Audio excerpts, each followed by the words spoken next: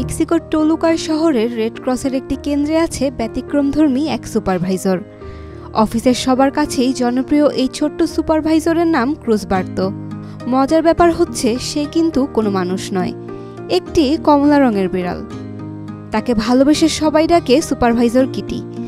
Uniform পরা এই বিড়ালটি রেড ক্রস অফিসের সবার মন দখল করে নিয়েছে।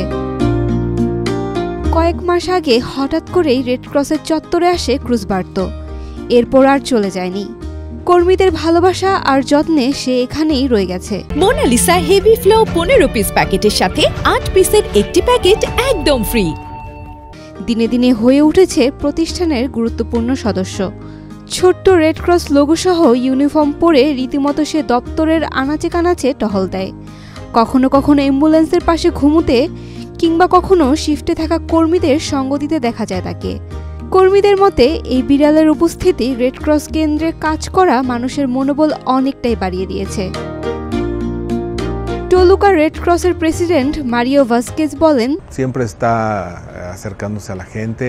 রেড ক্রস শুধু মানুষ নয়, প্রাণীদের প্রতিও সহানুভূতিশীল। ক্রুজবার্তো তার প্রমাণ।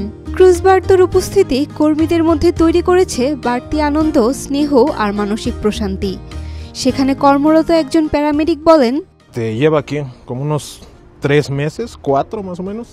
ও সবসময় এখানে থাকে, তাই ওকে আমরা সুপারভাইজর বলি।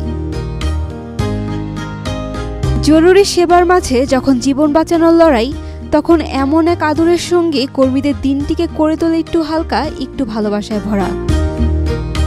Saima Akhtar, Daily Sun. For more updates, follow us on Facebook. Subscribe our YouTube channel. Get the latest update on www.daily-sun.com.